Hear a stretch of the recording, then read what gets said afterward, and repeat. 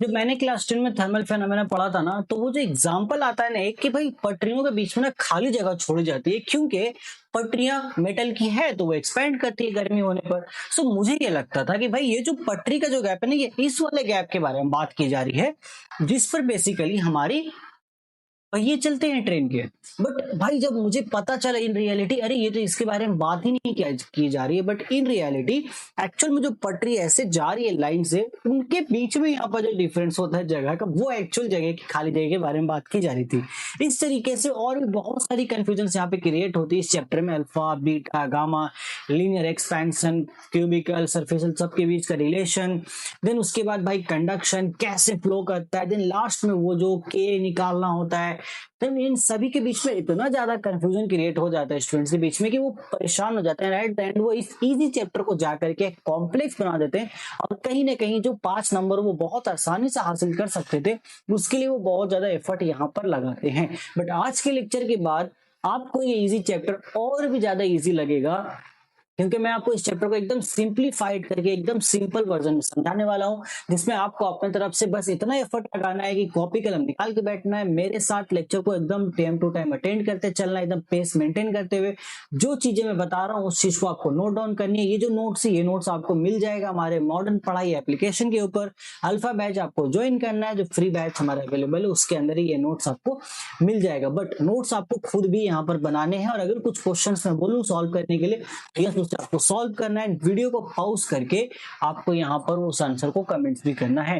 तो चलो बिना किसी और इंतजार के लेक्चर को स्टार्ट करते हैं। मेरा नाम है आमिर, आप सभी का स्वागत है आप सभी के प्यारे से यूट्यूब चैनल मॉडर्न पढ़ाई के ऊपर। Let's begin the lecture.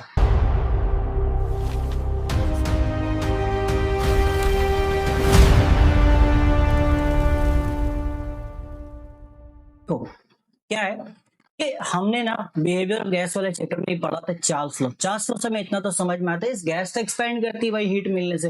अगर गैस को हीट मिला तो वो एक्सपैंड करेगा। बट थर्मल फेनोमेना हमें यहाँ पर एक्सपेंशन ऑफ सॉलिड्स के बारे में बताता है। खास तौर से ये हमें सॉलिड और लिक्विड के बारे में बताएगा। थोड़ी सी चर्चा हम गैस के बारे में भी करेंगे, बट गैस जो भी होती है वो सब हम चार्ल्स लॉ के बेसिस पर ही करते हैं। हमारा मेन फोकस अभी होने वाला है expansion of solids, expansion of liquid and gas थोड़ा सा है, देन थर्मल कंडक्शन जो बहुत इंपॉर्टेंट टॉपिक है। यहाँ से जो मेनली क्वेश्चंस पूछ जाते हैं, एक्सपेंशन ऑफ सॉलिड्स के जितने टाइप्स, वहां से थर्मल कंडक्शंस के तो एक डेरिवेशन है यहाँ पर, वहां से आने के चांसेस बहुत ज्यादा होते हैं। और एक्सपेंशन ऑफ लिक्विड में रियल एंड एपेरेंट एक्सपेंशन का जो डिफरेंस होता है, उनके बीच तो और भी कंफ्यूजन होती है। बस टेंशन नहीं लेना है, लेक्चर में बने रहो। इस लेक्चर में आपको ये सारे कंफ्यूजन क्लियर हो जाने वाले हैं, और मैं ए टू जेड आपको वो हर क्वेश्चन बता दूंगा जो आपके एग्जाम के लिए इंपॉर्टेंट है, चाहे आपका सेकंड सेमेस्टर एग्जाम हो, प्री बोर्ड का एग्जाम हो, या फिर आप डायरेक्ट माध्यमिक एग्जाम से पहले ये वीडियो देख रहे हो, डजंट मैटर। बट इसमें आपको वो सारे क्वेश्चंस मिल जाएंगे जो आपके एग्जाम में पूछे जा सकते हैं। और अगर आपने पहले से मेरे चैनल को फॉलो कर रखा है, देन यू नो कि मेरी प्रेडिक्शन बहुत ज्यादा हद तक मैच कर जाती है।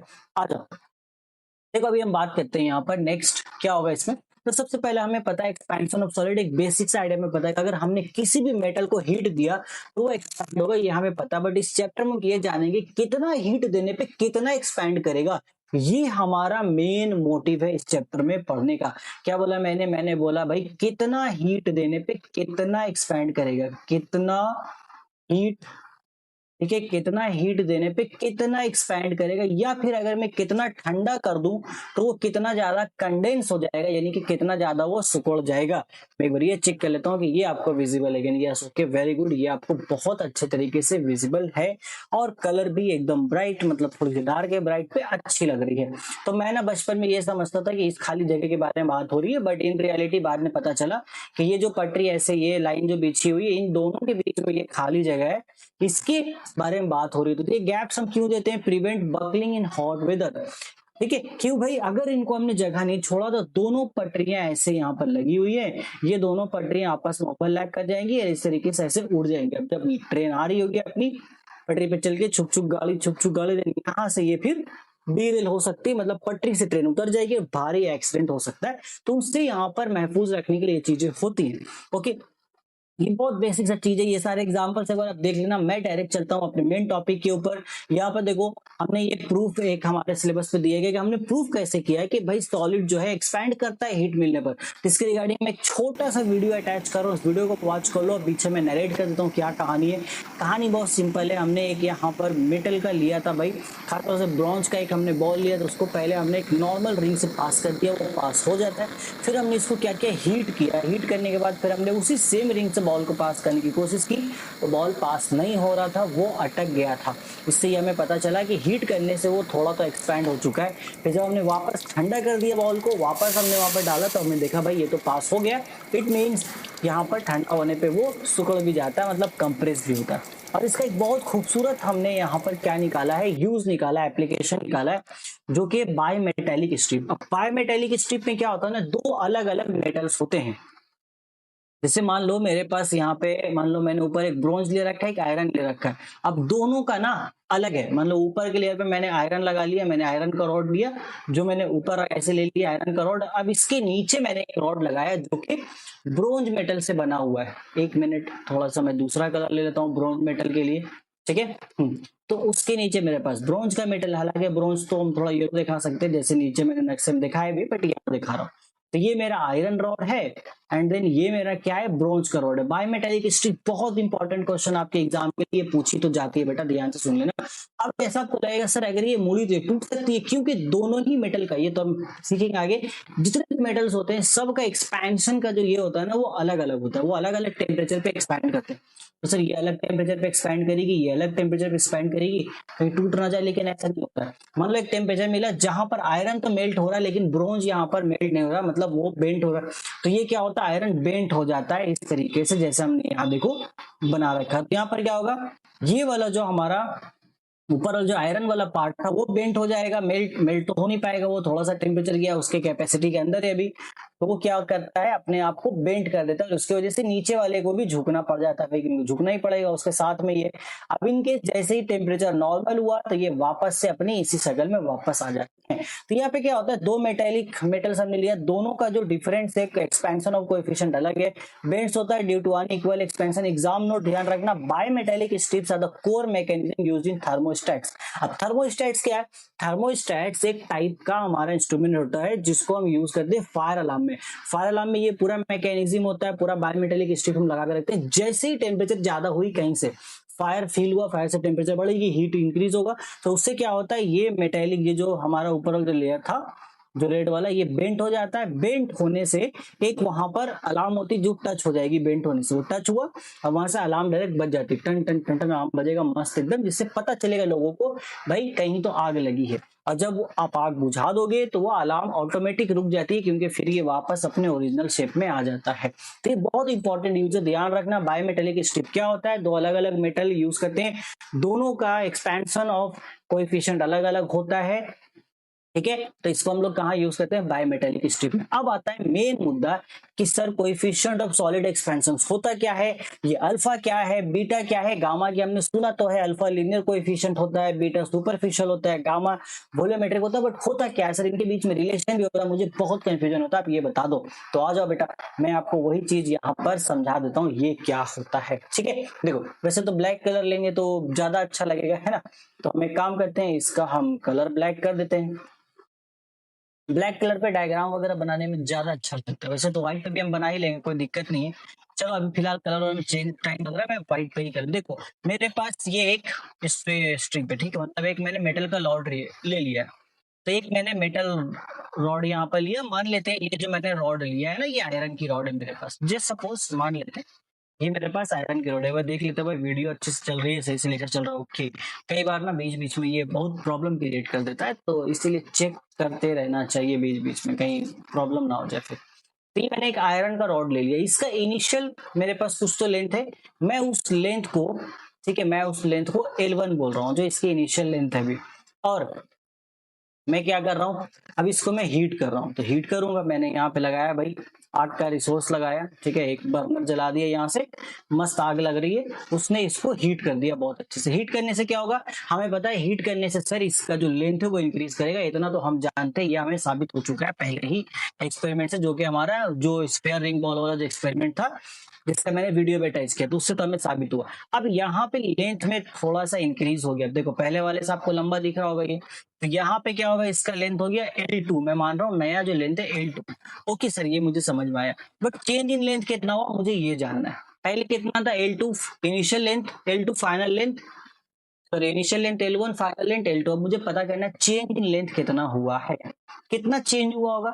सर बहुत सिंपल सी बात है, फाइनल लेंथ कितना है L2 है, इनिशियल लेंथ कितना L1 है, तो मैं घटा दूंगा L2 माइनस L1 करके मुझे पता चल जाएगा कितना चेंज हुआ है। क्योंकि अगर मैं दोनों को देखूं तो ये वाला पॉइंट मैं यहाँ पर एक बार मिलाता हूँ, तो इतना हिस्सा तो इंक्रीज हुआ है, अब ये इतना हिस्सा ही हम कैसे पता करेंगे, यहाँ तक तो सर ओरिजिनल वाला ही है, तो बस यहाँ से माइनस कर देंगे पूरे में से ये वाले पार्ट को, तो ये मुझे मिल जाएगा L2 माइनस L1 मैंने किया, तो ये मुझे मिला चेंज इन लेंथ। अब सर टेम्परेचर भी तो हमने इंक्रीज किया, यस टेम्परेचर भी इंक्रीज हुआ है, तो चेंज इन टेम्परेचर कैसे पता करेंगे, आ जाओ वो कर लेते हैं।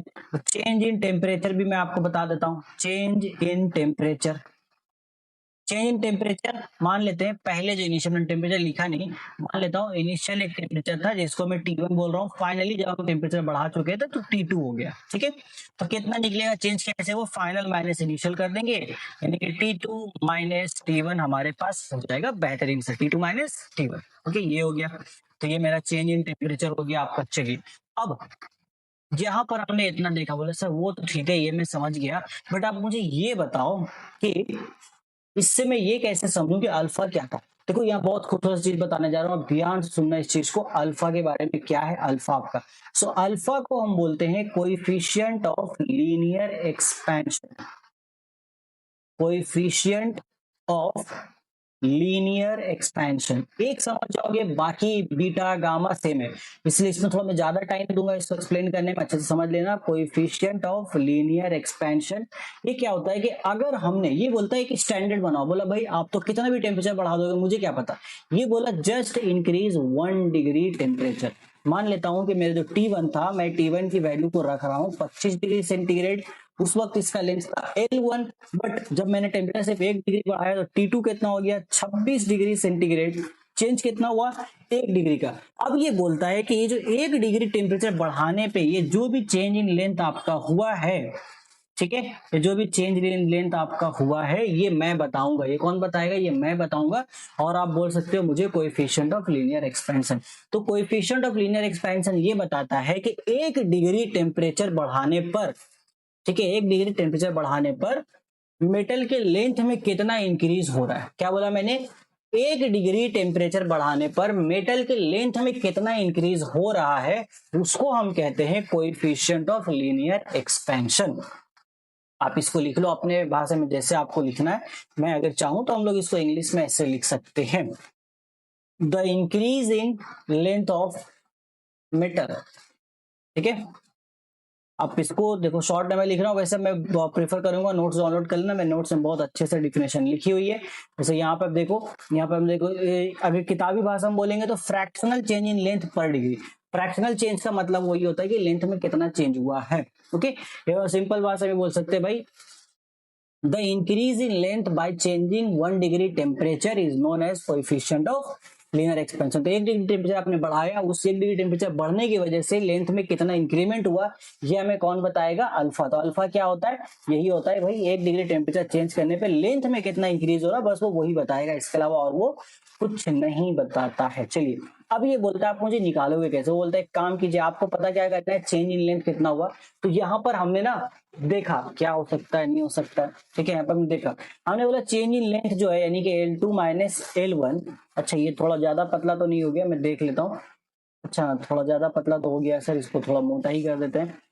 फिर थोड़ा थोड़ा तो मोटा खराब लग रहा है, क्योंकि सर थोड़ी सी हैंडराइटिंग मेरी बिगड़ गई है, आप लोग आते नहीं हो क्लास में बीच बीच में, इसलिए।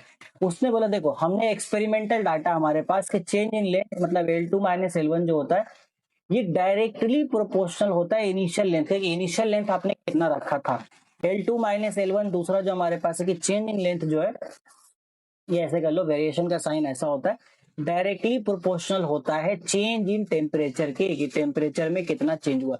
ये डाटा हमें कहाँ से मिला? ये हमें मिला बाय एक्सपेरिमेंट। तो एक्सपेरिमेंट के थ्रू हमें ये पता चला है कि ये चीजें होती हैं, क्योंकि हमें अल्फा निकालना, हमें पता है कि अल्फा ही बताएगा हर 1 डिग्री टेम्परेचर, जितना बार हम बढ़ाते जाएंगे तो क्या होगा, ये हमें अल्फा से ही पता चलेगा। तो हमने किया, अब इसको हमने बोला ठीक है काम करते हैं भाई, ज्वाइंट वेरिएशन लगाते हैं। मेरे पास जो चेंज इन लेंथ है, तो चेंज इन लेंथ मेरे पास क्या आ जाएगा, डायरेक्टली प्रोपोर्शनल टू आ जाएगा मेरे पास initial length multiplied by change in temperature. अब चेंज इन टेम्परेचर को ना हम डेल्टा टी भी लिख सकते हैं और चेंज इन लेंथ को हम डेल्टा एल भी लिख सकते हैं, ध्यान रखना, बता दे रहा हूँ मैं, यहीं पे बता देता हूँ आपको।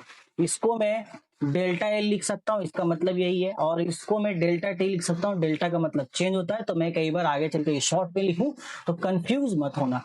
अब यहाँ पर हम इसको ऐसे लिख सकते हैं कि delta L is directly proportional to L1 into delta T. अब मुझे ये वेरिएशन का साइन हटाना है, तो मैं यहाँ पे एक नई स्लाइड को ऐड करूंगा एंड देन इसको मैं हटा दूंगा। तो यहाँ पे मैं वेरिएशन का साइन हटाऊंगा, एक कांस्टेंट आता है वेरिएशन हटाने से, तो वही होगा सेम। हम यहाँ से डेल्टा, देन यहाँ पे जो कांस्टेंट आता है बेटा इक्वल टू आएगा, वो होता है अल्फा, और दोनों में थोड़ा सा डिफरेंस होता है, आप ध्यान देना, ठीक है, इंटू डेल्टा टी। तो देखो वेरिएशन का साइन हमारा ऐसा होता है, दोनों ऊपर नीचे दोनों मुड़ा हुआ रहेगा। अल्फा हमारा ऐसा होता है, ऊपर वाला स्ट्रेट रहेगा, नीचे वाला मुड़ा रहेगा। तो मैं वैसे ही बनाने का पूरा ट्राई कर रहा हूँ 100%। यहाँ से अल्फा निकालो, अल्फा इज इक्वल टू कितना आ जाएगा आपका, डेल्टा एल यानी कि change in length divide by initial length into delta T. तो ये आपको अल्फा की फॉर्मूला है जो आपको आएगी, जो आपको याद रखनी है।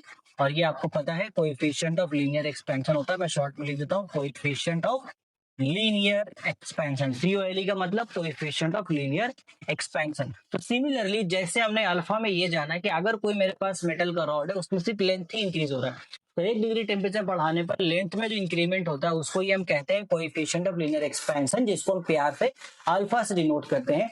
सिमिलरली आपस में, बट लड़ाना नहीं है हमें किसी को भी, सिमिलरली, ओके, सिमिलरली, ठीक है। सिमिलरली अगर मेरे पास कोई एक सरफेस है जिसके पास लेंथ और ब्रेथ दोनों है, इसके पास लेंथ भी है ब्रेथ भी है, इसका मतलब इसका पूरा क्या सरफेस एरिया है, तो मैं उसको शॉर्ट में लिख रहा हूँ एस। मतलब ये जो मेरे पास ऑब्जेक्ट है इसके पास सरफेस एरिया है, तो एरिया तो वैसे भी लेंथ और ब्रेथ होने से आता है, याद रखिएगा, ठीक है, सरफेस एरिया है। तो अगर मैं इस पे 1 डिग्री टेम्परेचर बढ़ाऊं, इसका इनिशियल सरफेस में S1 बोल देता हूँ, इसका टेम्परेचर जो था T1, मैं उसको बोल रहा हूँ 25 डिग्री सेंटीग्रेड है। मैं इसका टेम्परेचर बढ़ा के अब करने वाला हूँ कितना कितना करने वाला हूँ 26 डिग्री, ज्यादा नहीं, बस 1 डिग्री बढ़ाएंगे। तो हमने इसके टेम्परेचर 1 डिग्री बढ़ाया, इसका एरिया थोड़ा सा इंक्रीज हो गया। देखो पहले कितना था, अब ज्यादा बड़ा लग रहा है, ये हो गया S2, इसका लेंथ और ब्रेथ बढ़ चुका है। अब इसका मतलब T2 कितना है भाई, T2 है हमारे पास 26 डिग्री सेंटीग्रेड। तो यहाँ पर क्या होता है, सेम वही कंसेप्ट लगेगा, यहाँ पे बोला गया कि change in surface area. Change in surface area हम कैसे पता कर सकते हैं, बहुत इजी है sir, change in surface area निकालना, दोनों को हम माइनस कर देंगे तो चेंज इन सरफेस एरिया में पता चल जाएगा।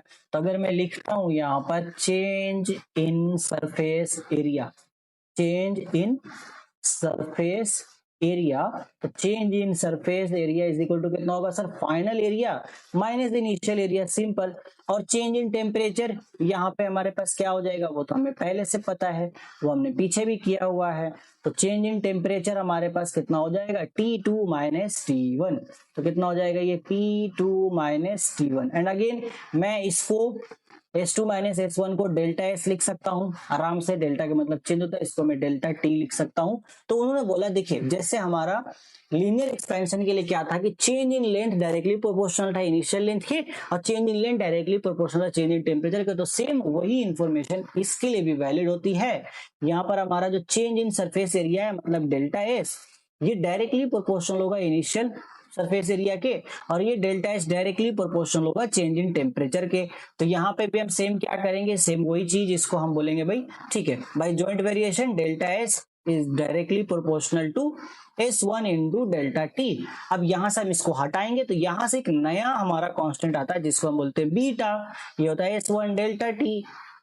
देन बीटा हम यहां से निकाल लेंगे तो बीटा हमारे पास प्यारा सा आएगा delta S divide by S1 delta T. बोलोगे सर बाकी सब तो मुझे पता है बट ये बीटा मुझे नहीं पता है, थोड़ा सा बीटा के बारे में बताइए। ओके, तो बीटा जैसे अल्फा क्या था, वो ये बता रहा था कि 1 डिग्री टेम्परेचर इंक्रीज करने पर लेंथ में कितना इंक्रीज होगा, उसी तरीके से ये क्या बताएगा कि 1 डिग्री टेम्परेचर इंक्रीज, मैं एरो से दिखा रहा हूँ, 1 डिग्री टेम्परेचर इंक्रीज करने पर एरिया में कितना इंक्रीज होगा। ठीक है, एरिया में कितना इंक्रीज होगा, एरिया मतलब सरफेस एरिया, एरिया में कितना इंक्रीज होगा वो हमारा कहलाता है बीटा, और इसको हम प्यार से बोलते हैं कोएफिशिएंट ऑफ सुपरफिशियल एक्सपेंशन और फिर सरफेसियल एक्सपेंशन। क्या बोलते हैं इसको, मैं नाम यहां लिख देता हूं, कोएफिशिएंट ऑफ, ठीक है, coefficient of surficial expansion, coefficient of surficial expansion, surficial या फिर सुपरफिशियल दोनों मतलब सेम निकलता है, सरफेसियल एक्सपेंशन। इसका वही सेम मतलब हो गया, लिख लो, इसका मतलब सेम है कि 1 डिग्री टेम्परेचर बढ़ाने पर सॉलिड के एरिया में यानी कि सरफेस एरिया में कितना इंक्रीज हो रहा है, उसका लेंथ और ब्रेथ दोनों कितना इंक्रीज हो रहा है, वो हमारा कहलाता है यहाँ पर बीटा। अब यहाँ पर एक इंपॉर्टेंट बात बताऊंगा, देखो अल्फा बीटा के बीच में रिलेशन होता है, गामा भी अभी आएगा। सिमिलरली गामा हमारे किसके लिए आने वाला है, yes so nice of that you, gamma किसके लिए आएगा, वॉल्यूम के लिए। तो यहाँ पर क्या होता है, अल्फा क्या बताता है हमारा लीनियर एक्सपेंशन, बीटा क्या बताता है सुपरफिशियल। तो अल्फा के पास सिर्फ क्या है, सिर्फ इसके पास लेंथ है, बीटा के पास क्या है, बीटा के पास लेंथ भी है और ब्रेथ भी है। इसीलिए इनके बीच का जो रिलेशन आता है ना, अल्फा और बीटा के बीच का रिलेशन, वो क्या होता है, अल्फा जो होता है is equal to 2 times of beta आ जाता है आपका, ये alpha is equal to 2 beta.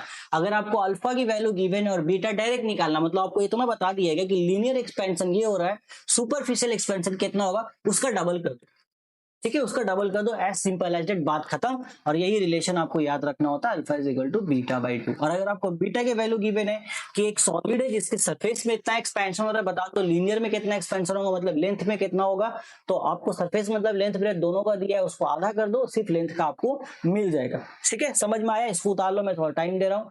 ये भी प्यारी सी चीज थी, इसको भी नोट कर लो, ये भी बहुत प्यारी सी चीज है, इसको भी नोट कर लो। ओके, नोट कर लिया, कर लिया, आगे चले, आगे चले। चलो मैं एक काम करता हूँ भाई, इसमें जो मेरे पास जो नक्शा मैं ट्राई करता हूँ, अगर मेरे पास ऑप्शन आया हो तो मैं ब्लैक ब्लैक करूंगा। पता नहीं यार ब्लैक का ऑप्शन नहीं दे रहे ये लोग, ऐसा क्यों मेरे पास, मतलब भेदभाव हो रहा है मेरे साथ। कोई नहीं, आगे आ जाते हैं। यहाँ देखो सिमिलरली यहाँ पर भाई आप वॉल्यूम वाला तो आप समझ ही गए होगे गेम, तो सिमी लड़ ली आपस में, सिमी लोग लड़ी तो हमें तो फायदा हुआ।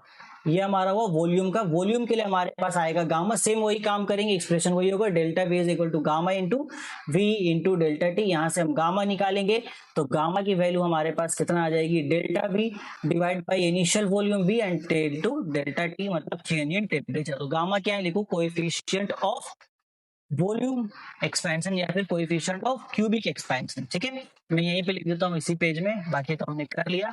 तो गामा होता है volume of cubic expansion, volume of cubic expansion, मेरा क्यूबिक बहुत खराब है, अच्छे से लिख लेते हैं, वॉल्यूम ऑफ क्यूबिक एक्सपेंशन। ठीक है, वॉल्यूम ऑफ क्यूबिक एक्सपेंशन, तो ये गामा होता है। ये क्या बताता है, गामा ये बताता है कि 1 डिग्री टेम्परेचर इंक्रीज करने पर सॉलिड के वॉल्यूम में कितना इंक्रीज होगा। वॉल्यूम में क्या क्या चीजें आती है बताओ, वॉल्यूम में लेंथ ब्रेथ हाइट तीनों आ जाता है। देखो वॉल्यूम के पास तो तीनों ही चीजें अवेलेबल है भाई, इसके पास तीनों ही चीजें अवेलेबल है, हाइट है उसके पास, आप इसको लेंथ बोल सकते हो। ठीक है, ये वाले चीज को आप लेंथ ब्रेथ या किसी को भी बोल सकते हो, ये वाले को लेंथ बोल सकते हो, इधर वाला जो आपको दिख रहा है इसको ब्रेथ बोल सकते हो। तो तीनों चीजें इसके पास, लेंथ ब्रेथ हाइट।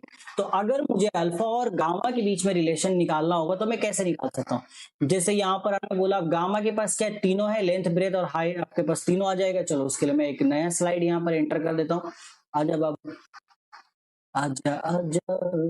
ठीक है, तो अल्फा के पास क्या, मैं शॉर्ट में लिख रहा हूँ, अल्फा के पास सिर्फ लेंथ है, बीटा के पास क्या है, लेंथ कॉमा ब्रेथ दोनों है, गामा के पास क्या है, तीन चीजें। बोला भाई मेरे पास लेंथ भी है, मेरे पास ब्रेथ भी है और मेरे पास हाइट भी है, तीनों डायमेंशन में मिलेगा। तो इसीलिए अगर अल्फा और बीटा के बीच में रिलेशन निकालना चाहा तो क्या मिला, अगर अल्फा की वैल्यू आपको गिवन है, बीटा निकालनी है 2 से मल्टीप्लाई कर दो, दूसरा 2 है। बट अगर अल्फा की वैल्यू गिवन है गामा निकालो तो उसको 3 से आपको मल्टीप्लाई करना होगा, क्योंकि भाई अल्फा मतलब सिर्फ लीनियर, मतलब एक चीज में बढ़ रहा है, गामा मतलब तीनों बढ़ रहा है, लेंथ ब्रेथ हाइट। तो ये चीज आपको ध्यान में रखनी है। इस तरीके से हमारा एक सिंपल सा रिलेशन निकल कर आता है कि alpha is equal to 2, beta is equal to 3 gamma, बस एज सिंपल एज दैट। ठीक है, समझ गए। और गामा और बीटा के बीच में रिलेशन नहीं पूछा जाता, ये नॉर्मल रिलेशन ही पूछा जाता है, जो आपको याद रखना है। इसकी एक दूसरी शक्ल भी होती है, ये क्या बोलते हैं भाई, एक काम करो, डिवाइड मार दो। जिससे कि अगर मैं यहाँ से बीटा निकालना चाहूँ, यहाँ से मेरे पास बीटा, इसको अल्फा बाई 2 लिख सकता हूँ, अल्फा बाई 2 लिखना। और यहाँ से अगर गामा की हम रिलेशन निकालना चाहे तो गामा इज इक्वल टू कितना आ जाएगा, अल्फा बाई 3 आ जाएगा। इन सारे फॉर्म्स में भी आपको ये देखने को मिल सकता है। ठीक है, ऐसे भी चीजें आपको देखने को मिल सकती है, तो ध्यान रखो। बस आपसे वो रिलेशन पूछेंगे, वो रिलेशन आपको बताना बहुत ज्यादा जरूरी है। आई होप कि इतना टाइम लगा, मैंने टाइम दिया, बट आई होप, मैं ये उम्मीद करता हूँ कि आपको बहुत अच्छे तरीके से linear expansion, solid superficial expansion और क्यूबिकल एक्सपेंशन समझ में आ गया होगा। अब सर ठीक है, हमने समझ तो लिया, अब इसके बाद क्या। इसके बाद देखो, तो हमें समझ में आ गया ये एक्सपेंशन, अल्फा बीटा गामा का रिलेशन देखो मैंने यहाँ लिखा हुआ भी है बहुत इजी तरीके से, और ये देख लो, ये चीजें इसको देख लेते हैं। ओके, यहाँ पर क्या होता है, ये एलॉय आता है हमारे पास, जिसको बोलते हैं इनगो एलॉय। ये इसके रिलेशन पे ही बेसिस करके बनाता है। इनवर एलॉय क्या है, लोएस्ट होता है, यूज फॉर प्रिसीजन इंस्ट्रूमेंट, मतलब इसमें एक्सपेंशन ना के बराबर होता है टेम्परेचर इंक्रीज होने पर, होता है लेकिन ना के बराबर होता है, तो इस वजह से इसको हम लोग प्रिसीजन इंस्ट्रूमेंट्स के लिए यूज करते हैं। मतलब ऐसा इंस्ट्रूमेंट बनाते हैं जो बहुत हद तक एकदम सही मेजर कर सके कितना एक्सपैंड होने पे कितना यहाँ पर हो रहा है, एक्सपेंशन ही होता है। गिलास का देखो कितना होता है 9 का, गिलास का लीनियर एक्सपेंशन देखो कितना है, आयरन का देखो 12 है, इसका देखो कितना है। अब देखो ये हमेशा ये आपको मिलेगा alpha into 10 to the power -6 degree centigrade, 1 हो गया वो। ठीक है, अब जैसे गिलास का आपको लिखना है, गिलास ऐसे लिखा रहेगा 9 into 10 to the power -6 degree Celsius, ये गिलास का अल्फा है। अगर आपको आयरन का लिखना है तो आयरन का 12 है, 12 के बगल में डाल दो 12 इंटू 10 का पावर -6 डिग्री सेल्सियस। कॉपर का लिखना है 17, उसका वैल्यू 17 इंटू 10 का पावर -6 डिग्री सेल्सियस।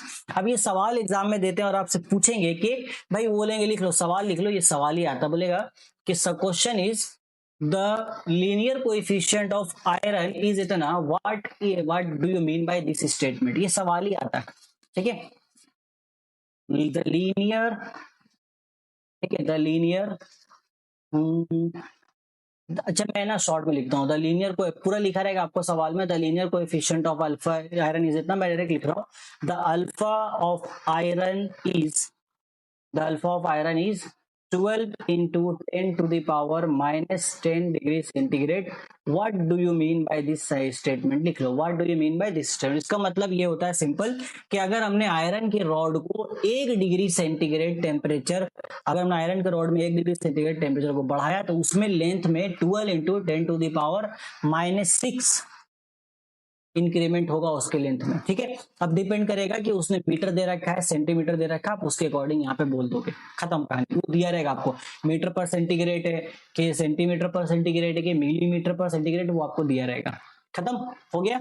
चलो, तो ये हमने गामा वगैरह सब कर लिया बहुत अच्छे से। अब क्या है सर, सॉलिड में हमें पता चल गया। अब लिक्विड के बारे में बताइए। लिक्विड में बहुत दिमाग खराब होता है सर, एकदम एक्सपेंशन, एक तो एपेरेंट लीनियर, मतलब एपेरेंट हो जाता है, रियल हो जाता है, क्या होता है, थोड़ा दिक्कत होता है, बट बहुत इजी कंसेप्ट। देखो इतना इजी है कि आप वही बोलोगे सर अरे मैं इसके लिए परेशान हो रहा था। यस, देखो आपका एक्सप्रेशन कुछ ऐसा ही होने वाला है। अभी लीनियर में क्या होता है, डीप डाइव करते थोड़ा रियल वर्सेस करते। देखो बिकॉज क्या होता है, यहाँ पर हमने गिलास कंटेनर ले, गिलास में हमें दिखता है, गिलास क्यों लेते हैं, गिलास कंटेनर आर पर हमें दिखता है, चीजें हमें एक्सपेरिमेंट करने में ईजी होती है।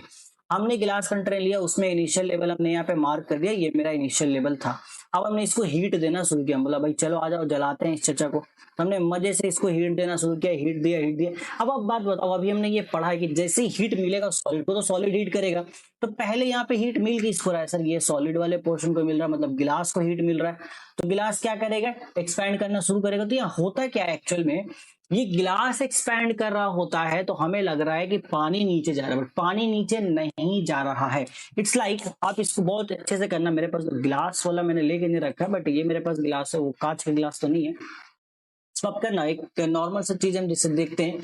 अब जैसे मान लो ये चीज छोड़ो, बहुत बड़ा चीज है मेरे पास। जैसे मैं इस वक्त पानी में डालता हूँ तो क्या होता है, पानी का लेवल ऊपर आता है ना, पानी का लेवल ऊपर, थोड़ा पानी बर्बाद कर ही देते हैं। मैं दिखाता हूँ आपको, अगर दिखेगा तो, नहीं दिखेगा शायद, बहुत मुश्किल है, बहुत मुश्किल है दिखाना, दिखना मुश्किल है, नहीं दिखेगा, छोड़ दो, रहने दो। बट इमेजिन करो, मतलब ये आप कर सकते हो घर में, इसमें आप डालोगे तो भाई पानी का लेवल तो ऊपर आएगा, देखो भीग गया बेचारा, पानी का लेवल ऊपर आना है। अब जब इसको आप निकाल दोगे तो क्या होगा, पानी का लेवल नीचे चला जाएगा। तो जस्ट इसी वजह से हमें क्या लग रहा है कि ग्लास जो था ना वो थोड़ा बढ़ गया, वो एक्सपेंशन हुआ, उसकी हाइट मान लिया इतनी सी बढ़ी है, तो हमें लग रहा है पानी नीचे गया, बट इन रियलिटी पानी नीचे नहीं गया। और यही होता है आपका एपेरेंट एक्सपेंशन। क्या होता है, यही होता है एपरेंट एक्सपेंशन, जो हमें जाहिर हो रहा है बट वो इन रियलिटी नहीं है।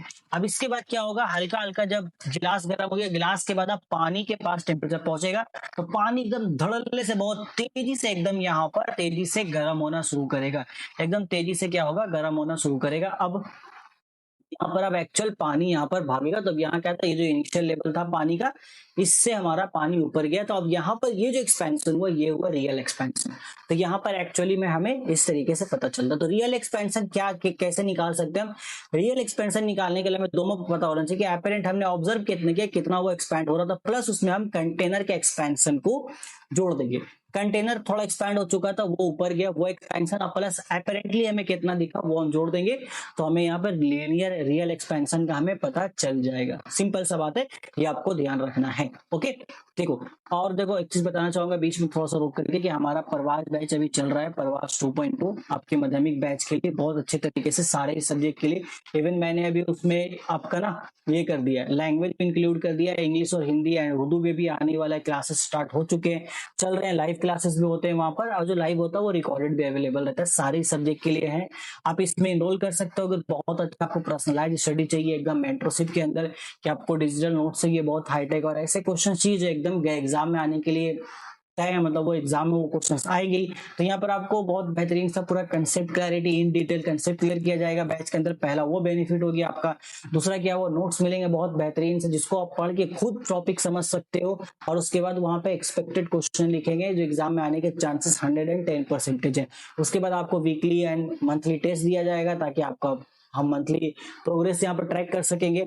एंड लास्ट में आपको फीडबैक भी शेयर किया जाएगा कि आप किस चीज को कैसे इंप्रूव कर सकते हो। तो अगर आप चाहो तो इसे आप इनरोल कर सकते हो। 649 एक सिंगल सब्जेक्ट का प्राइस है आपका, और अगर आप पूरा 7 सब्जेक्ट आप बाई करना चाहते हो एक टाइम पर, तो अभी ऑफर प्राइस चल रहा है 2499 का, बट ओरिजिनल प्राइस 4000 का है। तो ये ऑफर चल रहा है, भी आप जाके अभी चेकआउट कर सकते हो, आपकी मर्जी, आप चेक कर सकते हो। मेरा काम था बताना, मैंने बता दिया आपके लिए, बहुत इंपॉर्टेंट चीज इसलिए मैंने इन्फॉर्म कर दिया। अदरवाइज यूट्यूब पे जो कंटेंट आ रहा है उसको देखते रहो, यहाँ से तो आपको बेनिफिट मिलेगा ही मिलेगा। Okay, back to the topic. तो यहाँ पे कंपेरिजन करते हैं रियल वर्सेस एपेरेंट का। रियल वर्सेस एपेरेंट ये बहुत एग्जाम हॉट टॉपिक है, यहाँ से क्वेश्चन आने के चांसेस बहुत ज्यादा होते हैं।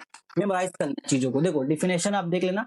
ये एक्चुअल इंक्रीज होता है लिक्विड वॉल्यूम में, ये बस ऑब्जर्व हुआ है इंक्रीज इन द कंटेनर। ये क्या होता है, अफेक्टेड बाय कंटेनर नहीं है। रियल एक्सपेंशन जो होता है वो कंटेनर से अफेक्ट नहीं होता है। एपेरेंट एक्सपेंशन जो है वो जो हमारा कंटेनर जो बर्तन उससे अफेक्ट होता है। ये ट्रू फिजिकल एक्सपेंशन है, ये बस ऑब्जर्व किया हुआ है, इसको हम लोग रिक्वायर स्पेशल कैलकुलेशन चाहिए, ये बस ऑब्जर्वेशन से पता चल जाता है। ये हमेशा बड़ा होगा, ये हमेशा छोटा होगा, बस छोटा सा चीज है, इसको ध्यान रखिएगा तो मजा आएगा आपको। चलेंगे आगे, बहुत बेहतरीन है, आ जाओ। अब बात करते हैं गैस के एक्सपेंशन के बारे में। देखो गैस में जब भी एक्सपेंशन के बारे में बात हो तो बस आप एक ही काम करना, क्या, चार्ल्स लॉ को याद कर लेना और कुछ नहीं। चार्ल्स लॉ में बताता है कि एट कांस्टेंट टेम्परेचर और प्रेशर पर, सॉरी एट कांस्टेंट प्रेशर पर हम अगर एट कांस्टेंट प्रेशर पर हमारा क्या होता है, जो वॉल्यूम ऑफ द गैस होता है वो एब्सोल्यूट टेम्परेचर के डायरेक्टली प्रोपोर्शनल होता है। ये इसका एक स्टेटमेंट है जो हमें याद रखना है। यहाँ पर एब्सोल्यूट टेम्परेचर है। सेल्सियस वाला भी है कि अगर 1 डिग्री सेंटीग्रेड टेम्परेचर हमने बढ़ाया तो अपने 0 डिग्री वाले सेंटीग्रेड का, मान लो 0 डिग्री सेंटीग्रेड पे वॉल्यूम था V0, हमने ओवरऑल 1 डिग्री टेम्परेचर बढ़ा दिया, तो वॉल्यूम बढ़ेगा, कितना बढ़ेगा, ये अपने इस 0 डिग्री पे जितना वॉल्यूम था यानी कि V0 था, इसका 1/273 टाइम्स बढ़ेगा, मतलब 1/273 टाइम्स ऑफ V0 बढ़ जाएगा। ये था सेल्सियस के लिए, बट हमें एब्सोल्यूट टेम्परेचर चाहिए होता है। एब्सोल्यूट स्केल बहुत ही ज्यादा रिलेवेंट है गैसों की स्टडी के लिए। तो जब भी आप न्यूमेरिकल बनाओगे इसके रिगार्डिंग तो याद रखना हमें हमेशा एब्सोल्यूट टेम्परेचर चाहिए। इसके रिगार्डिंग मैंने बहुत डिटेल बात की है गैस वाले चैप्टर में, उसका भी अपलोड कर सकते हो, पूरा आपको नीचे दे दो। ये चैप्टर मैंने पहले पढ़ा रखा था, बट अभी एग्जाम पॉइंट ऑफ व्यू से अकॉर्डिंग अभी आपको पहले पढ़ा रहा हूँ। प्रीवियस ईयर के वीडियोस तो है, ठीक है, याद रहेगा। वो प्लेलिस्ट देख लेना, नीचे प्लेलिस्ट आपको अवेलेबल मिल जाएगी, बाकी अदर चैप्टर्स के भी बहुत मजा आएगा। वीडियो ठीक ठाक चल रही है, अटक तो नहीं रही है? ओके, आई थिंक 10 से 15 मिनट लगे, आपका टॉपिक कंप्लीट हो जाएगा। अब आते हैं हम लोग लास्ट इंपॉर्टेंट टॉपिक पे इस चैप्टर का, जो कि थर्मल इंडक्शन। थर्मल इंडक्शन देखो, हमने ज्योग्राफी का जो वन शॉट में डाला था एटमॉस्फेयर का, वहां पे ही मैंने समझाया था आपको। कंडक्शन क्या होता है, यहाँ पर हीट ट्रांसफर होने का एक मेथड ये है क्या, it is a method of A heat transfer. Okay, simple method of heat transfer, method of heat transfer. इसमें क्या होता है कि भाई इसमें एक्चुअल कोई मूवमेंट नहीं होता है, ठीक है, एक्चुअल कोई मूवमेंट नहीं होगा मॉलिक्यूल्स का, बस वो टच करेंगे हो जाएगा। Transfer of heat through a solid material without any actual movement of the particles, heat flows how to cold wire molecules, vibration and collision. जैसे कि ये मैं एक ले रहा हूं, ठीक है, एक मैंने ये मेटल बनाया, अब इसके अंदर बहुत सारे मॉलिक्यूल्स, मैं उसको पर्पल कलर से बना रहा हूं। तो ये मॉलिक्यूल्स क्या करते हैं ना, वाइब्रेट करते हैं आपस में इस तरीके से, यहाँ पर है एक्चुअल कांटेक्ट नहीं हो रहा उनका, वो सटे हुए नहीं है, फर्क है, बट उनमें वाइब्रेशन हो रहा है, उस वाइब्रेशन के थ्रू इनके हीट को यहाँ पर ट्रांसफर हो रही है। और इसको आप ऐसे भी समझ सकते हो एक रिले रेस के थ्रू, जैसे कि मैं रिले रेस का एग्जांपल हमेशा देता हूँ, इसको रिले रेस है। यहाँ पर इस रिले रेस में क्या होता है, एक हमारे पास एक स्टिक होता है, एक बंदा स्टिक लेके दौड़ रहा है, मानो एक बंदा इस पोजीशन पर है, ठीक है, एक बंदा इस पोजीशन पर है, एक बंदा मेरा इस पोजीशन पर है। चलो, तो 1 2 3 4 यहाँ पर पोजीशन पर हमारे पास 3 बंदे खड़े हैं, 3 ही लेता हूं मैं। ये मेरा तीसरा पोजीशन है, ये दूसरा, ये पहला है। ये बंदे के हाथ में एक स्टिक है, जो उसे दूसरे को दौड़ के जाएगा, इसको देगा, ठीक है, टच नहीं होना है, बस वाइब्रेशन का बात है, जैसे कि यहाँ पे वाइब्रेशन हो रहा है मॉलिक्यूल्स के बीच में, तो ये वाइब्रेशन आप समझो, ये दौड़ रहे हैं ऐसा वाइब्रेशन, टच नहीं करेगा, ये इस बंदे को टच नहीं करेगा, ये अपने हाथ से ऐसे बढ़ाएगा और ये अपने हाथ से ऐसे पकड़ लेगा, बस खत्म। एक दूसरे को उसने टच नहीं किया, तो कंडक्शन वही होता है, मॉलिक्यूल्स को टच नहीं कर रहा है, बट मॉलिक्यूल वाइब्रेट करें और वाइब्रेशन के चक्कर में दूसरे को ये चला गया। आपको याद होगा हंगामा मूवी का मैं सीन बता रहा हूँ, आपको मजा आएगा।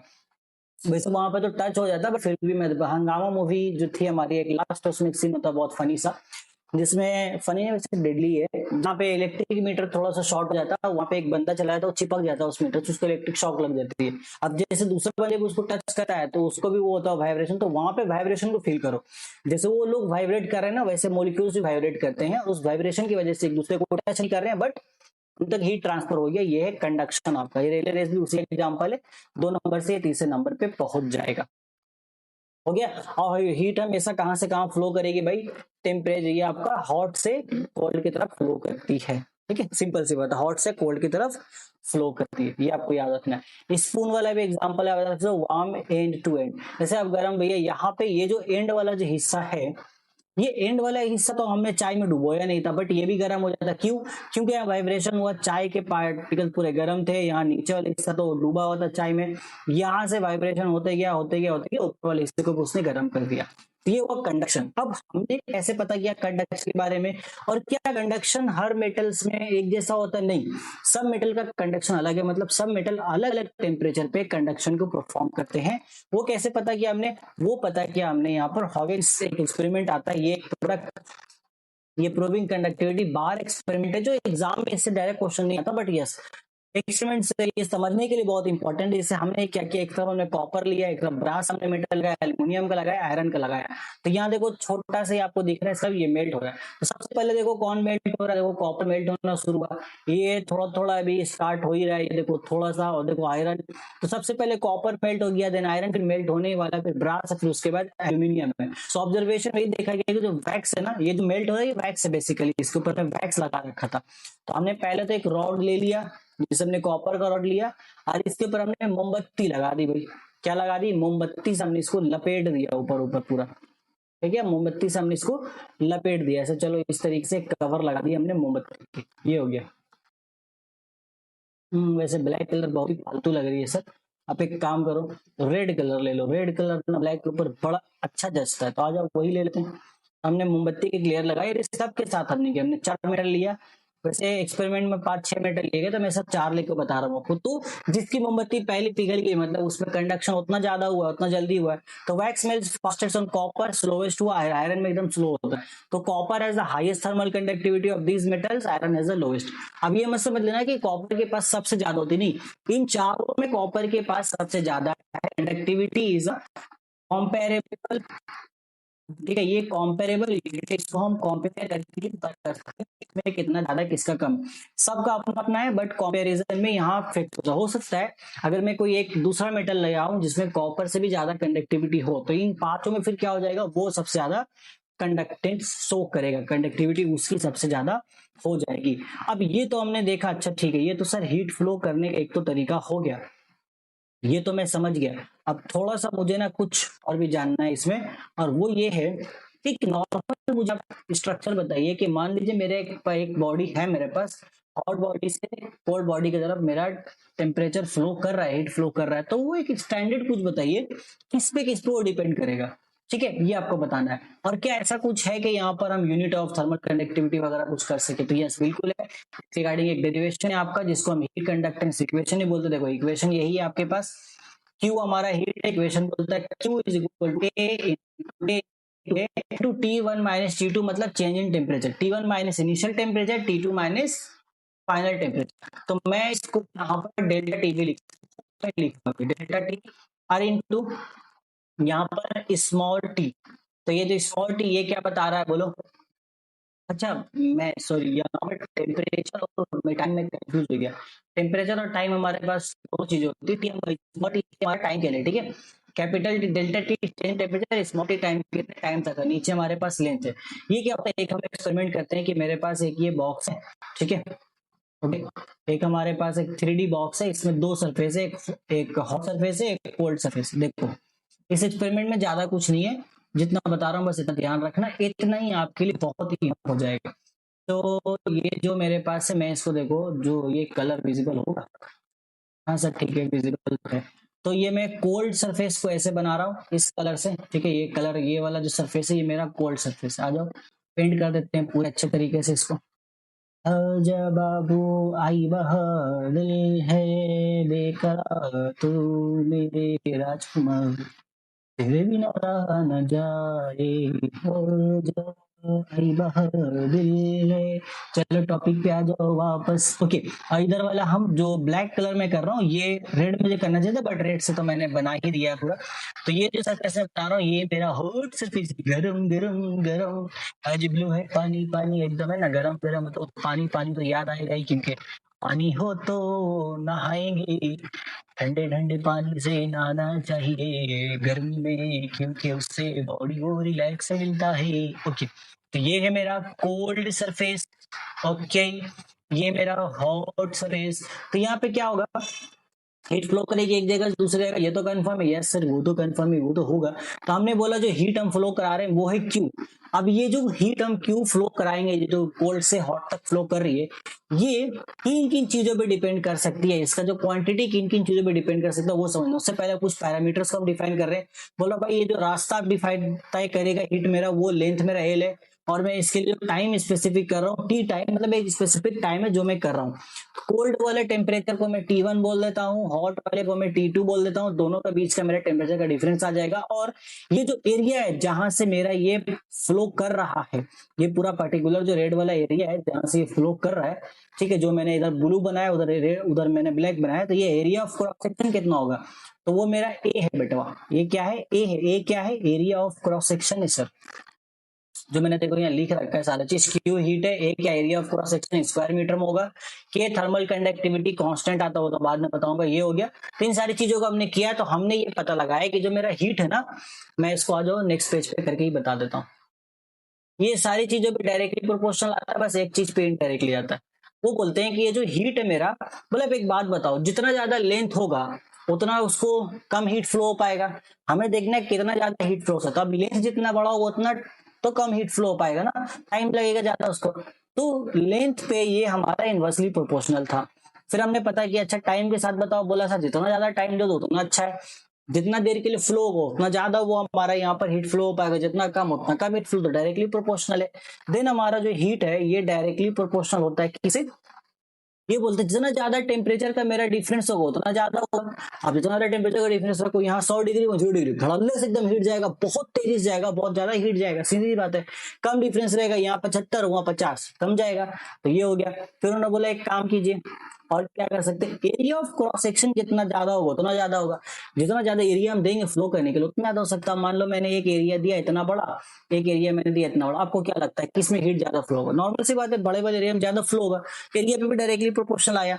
तो इन सभी को हमने बाय जॉइंट वेरिएशन कर दी। ये सब हमें कहां से मिला? By experiment. इसमें कोई भी आपको लिखना नहीं है, आपको बस वो नक्शा जो मैंने बनाया, ये नक्शा आपको बनाना है एग्जाम में, ये सब बता देना है कि भाई हीट क्यों फ्लो हो रहा है, टी टाइम के लिए फ्लो हो रहा है, T1 टेम्परेचर यहाँ है, T2 टेम्परेचर इस साइड है, एरिया ऑफ क्रॉस सेक्शन ये है, बस उसके बाद लिखना by experiment we know that. Simple, by experiment we know that, ये लिख दीजिएगा आप। इन सबको कंबाइन कीजिएगा तो आपको वो एक्सप्रेशन मिलेगा जो हमने पीछे ले रखा है, डायरेक्टली प्रोपोर्शनल टू सारा चीज आपको ऊपर देखो ए आ जाएगा। डेल्टा टी मैं लिख रहा हूँ, T1 T2, इसको मैं डेल्टा टी लिख रहा हूँ और टाइम स्मॉल टी। अच्छा एक काम करते हैं, अरे सब क्यों चला गया, इसको हम कैपिटल करते हैं भाई। टेम्परेचर मेरा कैपिटल टी है, स्मॉल टी मेरा टाइम के लिए, नीचे मेरे पास लेंथ है, और इनको जब मैं वेरिएशन का साइन यहाँ से हटाता हूँ तो एक कांस्टेंट आता है जो कि थर्मल कंडक्टिविटी कांस्टेंट है, वही है मेरे पास के। ठीक है, तो ये मेरा क्या, थर्मल कंडक्टिविटी जो मैंने यहाँ लिख रखा है, ये देखो थर्मल कंडक्टिविटी, इसका यूनिट भी हमने निकाला है, यूनिट आप इसमें निकाल सकते हो बहुत इजीली, जो कि आता है वाट पर मीटर डॉट केल्विन। ठीक है, वाट पर मीटर डॉट केल्विन, ये यूनिट आपको याद रखनी है, ये यूनिट आपसे पूछी जाती है। तो यहाँ से लाइन याद रखो, heat current is directly proportional to area and temperature difference but inversely proportional to length. बस सिंपल एज दैट। आपको मैंने सब करके दिखा दी, शॉर्ट में डेरिवेशन नहीं कर दिया भाई, तो आप देख लेना डेरिवेशन आने का चांसेस बहुत होता है 3 नंबर। आई होप इतना आप कर लोगे एग्जाम में। आगे देख लो एक बार, लास्ट क्या है, conductivity versus thermal resistivity. Thermal resistivity में रेजिस्टेंस वाले चैप्टर पढ़ेंगे, मतलब करंट इलेक्ट्रिसिटी वाले चैप्टर हम पढ़ेंगे इसके बारे में। देखो क्या होता है, इनके बीच में एक इनवर्सली रिलेशन है, जितना ज्यादा कंडक्टिविटी होगा ना रेजिस्टिविटी उतना कम होगा, जितना ज्यादा हमारा रेजिस्टिविटी होगा कंडक्टिविटी उतना कम हो जाएगा। तो अगर हाई रेजिस्टिविटी है, ठीक है, हाई रेजिस्टिविटी लो रेजिस्टिविटी, देखो हाई रेजिस्टिविटी मतलब गुड कंडक्टर होगा, मेटल्स वहां पर फिर आराम से पास कर जाएगा। लो रेजिस्टिविटी का मतलब पुअर कंडक्टर, जैसे कि वुड रबर, बस इतना ही आपको याद रखना है। तो थर्मल कंडक्टिविटी का हमारे पास यूनिट हो जाता है ability to conduct. Thermal resistivity का reciprocal of conductivity. Simple, thermal resistivity को हम आज ही दिखाते हैं, कई बार रो से भी दिखा देते हैं वैसे। तो फिलहाल ये देखो थर्मल रेजिस्टिविटी क्या होता है, ये 1/K होता है। अभी फिलहाल मैं इसके सिंबल के बारे में बात नहीं करूंगा, जब मैं आपको करंट इलेक्ट्रिसिटी चैप्टर पढ़ाऊंगा तब मैं थर्मल रेजिस्टिविटी के सिंबल के बारे में बात करूंगा। समटाइम्स हम इसको आर से डिनोट करते हैं, वैसे आर सम रेजिस्टेंस भी होता है, समटाइम्स हम रो से डिनोट। अब रो ही मान लो, चलो रो से ही रेजिस्टिविटी दिखाते हैं, तो रो इज इक्वल टू 1/K। जितना ज्यादा कंडक्टिविटी होगा, ठीक है, तो इससे सिंपल एज दैट समझो, आपको बोल दिया है कि एक कंडक्टर जिसका कंडक्टिविटी बहुत ज्यादा है, तो क्या वो गुड कंडक्टर है कि बैड कंडक्टर है? ये सवाल अगर आपसे पूछे, लिखो सवाल, लिख लो सवाल, लिख लो भाई। अगर आपसे ये पूछा कि एक कंडक्टर है जिसकी कंडक्टिविटी बहुत ज्यादा है, तो क्या वो एक गुड कंडक्टर है कि बैड कंडक्टर है? आप बोलोगे कंडक्टिविटी ज्यादा, इसका मतलब रेजिस्टिविटी कम। अगर रेजिस्टिविटी मेरी कम हुई, इसका मतलब क्या हो जाएगा, वो हो जाएगा बैड कंडक्टर, पुअर कंडक्टर, यानी कि उडर रबर। तो समझ गए, इस तरीके से आपको क्वेश्चन को टैकल करना है। एक फ्लो चार्ट आपको देके जा रहा हूँ थर्मल कंडक्टिविटी का, कुछ कुछ मेटल्स के हैं, आप इसको देखना, जिसमें से मैं दाग लगा रहा हूँ, कुछ कुछ याद रखना है, ग्लास, वाटर, रबर, उड़ी सभी याद रखना, अरे एल्युमिनियम और कॉपर का ऊपर से याद रखना। ठीक है, ये कर लेना। और डायमंड का भाई थर्मल कंडक्टिविटी सबसे ज्यादा होता है, इट इज द किंग, तो ये तो आपको याद रखना ही है कि एयर हमारा अल्टीमेट इंसुलेटर है, इसका एकदम थर्मल कंडक्टिविटी बहुत कम है। ठीक है, बहुत ज्यादा कम है थर्मल कंडक्टिविटी, मतलब थर्मल रेजिस्टिविटी बहुत ज्यादा। तो नहीं उल्टा बोल रहा हूँ मैं, सॉरी। हाँ, थर्मल कंडक्टिविटी का ही है, आपका थर्मल कंडक्टिविटी अल्टीमेट इंसुलेटर होता है हमारा एयर, एयर में तो पास होता नहीं करंट हमारा। ठीक है, ये डायमंड में सबसे ज्यादा है, बाकी इनका आप याद करना, वैल्यूज बहुत अच्छा रहेगा। Metals dominate the upper scale but diamond is the absolute highest non conductor. Metal upper scale में आता है, लेकिन डायमंड वैसे नॉन मेटल है, मेटल में तो आता नहीं है वो, लेकिन वो एकदम ऊपर आता है फिर भी। एंड एट द एंड ये आप देख लेना चैप्टर समरी, सॉलिड्स में ये चीजें आपको ध्यान रखनी है, लिक्विड्स में ये हो गया, गैस का ये हो गया, और कंडक्शन का आपने ये हो गया। बस रिवीजन हमारा कंप्लीट है, पूरा चैप्टर मैंने आपको वन शॉट में पढ़ा दिया। टाइम लगा काफी, बट मैंने आपको समझा दिया बहुत अच्छे से। जो चीजें बताई है उसको अच्छे से रिवाइज कर लेना, ये नोट चाहिए प्रॉपरली। बस टेलीग्राम में मॉडर्न पढ़ाई एप्लीकेशन को इंस्टॉल कीजिए, उसमें अल्फा बैच को ज्वाइन कीजिए, वहां से नोट्स को डाउनलोड कीजिए और एंजॉय कीजिए। एंड हमारे पेड नोट्स भी अवेलेबल है, आप उसे भी यहाँ पर ले सकते हैं। फिलहाल मैं लेता हूँ आपसे अलविदा यहाँ पर, तब तक take care, till then good bye, all the very very best for Madhyamik preparation.